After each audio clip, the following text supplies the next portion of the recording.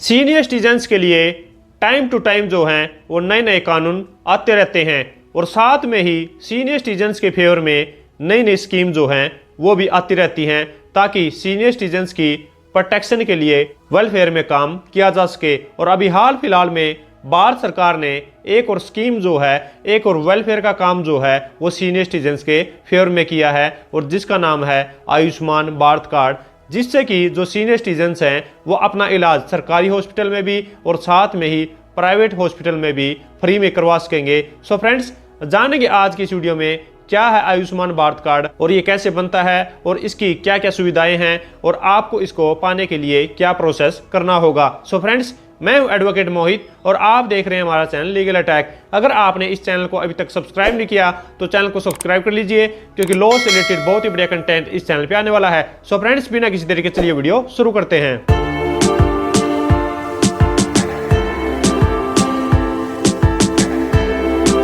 तो सबसे पहले हम जान लेते हैं कि आयुष्मान भारत कार्ड जो है वो क्या है।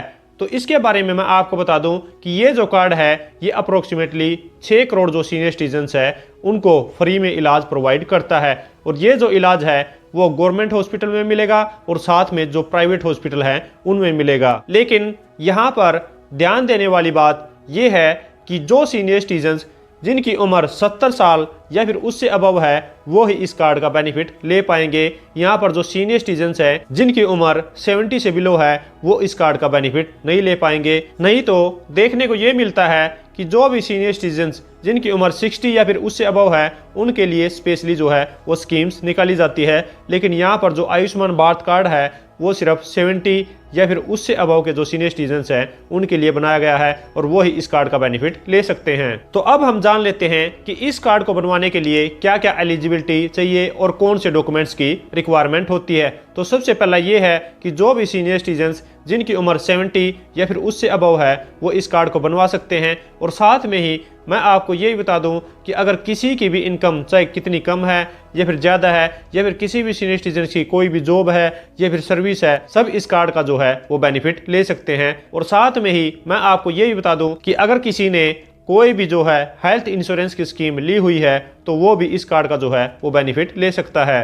तो अब मैं आपको डॉक्यूमेंट्स बता देता हूं कि इस कार्ड को बनवाने के लिए कौन से डॉक्यूमेंट्स की रिक्वायरमेंट होती है, जिसमें सबसे पहला आता है आधार कार्ड या फिर राशन कार्ड और जो दूसरे नंबर पे आता है वो है परिवार पहचान पत्र और जो तीसरे नंबर पे आता है वो ये है कि उस पर्सन को ये दिखाना होगा कि वो रेजिडेंट ऑफ इंडिया है, सिटीजन ऑफ इंडिया है। तो अब मैं आपको बता देता हूं कि इस कार्ड के क्या क्या बेनिफिट हैं। तो ये जो कार्ड अगर किसी भी फैमिली में अगर बनवाया गया है तो उसको जो है वो अप्रोक्सीमेटली साल में 5 लाख रुपए तक का फ्री इलाज दिया जाता है। तो यहाँ पर मैं आपको ये भी बता दूं कि ये जो फैमिलीज के लिए भी कार्ड बनाया जाता है और उसके अलावा ये जो सीनियर सिटीजन्स है जिनकी उम्र 70 अबव है उनके लिए भी बनाया जाता है। तो यहाँ पर अगर किसी फैमिली ने ये कार्ड जो है वो ऑलरेडी बनवाया हुआ है तो उनके लिए जो बेनिफिट है वो फैमिली के लिए 5 लाख रुपए तक का फ्री इलाज उनको मिल जाएगा। और अगर उसी फैमिली में कोई भी सीनियर सिटीजन है तो उनको जो है वो एडिशनली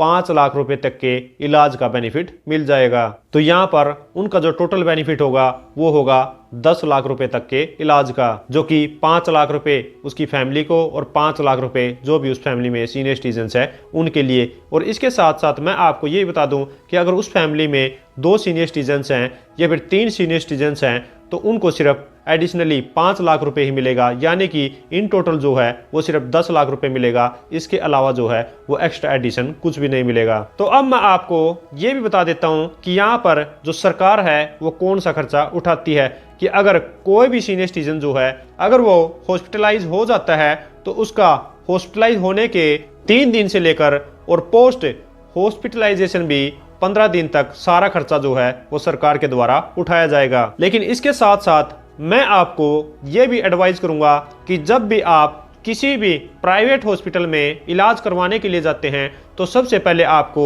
ये पता करना है कि ये जो आयुष्मान भारत कार्ड है ये इस हॉस्पिटल के साथ टाई अप है या फिर नहीं, या फिर जो आपको बीमारी है वो बीमारी इसमें कवर है या फिर नहीं। तो इनको जो है वो आपको एडवांस में क्लियर कर लेना चाहिए ताकि फर्दर कोई भी डिस्प्यूट अराइज ना हो। तो अब मैं आपको ये बता देता हूँ कि इस कार्ड को आप कैसे अप्लाई कर सकते हैं। तो ये जो कार्ड है जो भी government of India Ayushman Bharat card की स्कीम के तहत लिस्ट बनाएगी तो जो भी उस लिस्ट के अंदर आते हैं उनका ही ये कार्ड जो है वो बन सकता है। तो जो भी आयुष्मान भारत कार्ड की लिस्ट होगी उसमें आपने अपना नाम देखना है कि आपका नाम जो है उस लिस्ट में है या फिर नहीं। अगर आपका नाम उसमें है तो आप इस कार्ड को जो है वो बनवा सकते हैं और इस कार्ड का बेनिफिट ले सकते हैं। और अगर आपका उस लिस्ट में नाम नहीं है तो आपको ये पता करना है कि ये जो कार्ड है वो किस हॉस्पिटल के साथ टाइप में है। तो आपको उस हॉस्पिटल में जाना है और अपने डॉक्यूमेंट्स जो हैं वहाँ पर डिपॉजिट करवाने हैं जहाँ पर ये कार्ड बनता है। तो वहाँ से जो है वो आपकी हेल्प हो जाएगी और वहाँ से भी ये जो कार्ड है वो आपका बन सकता है। और इसके अलावा भी आप इस कार्ड को जो है वो ऑनलाइन भी अप्लाई कर सकते हैं और जिसकी साइट है abdm.gov.in।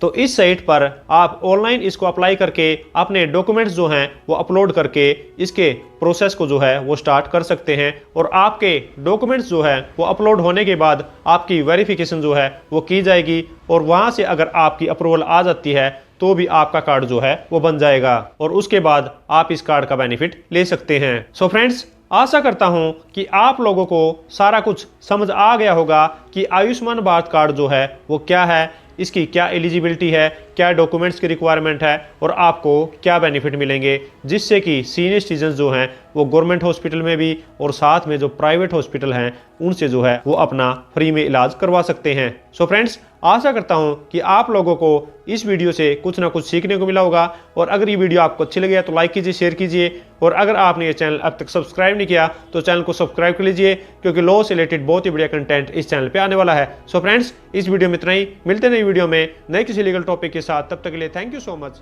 Bye bye.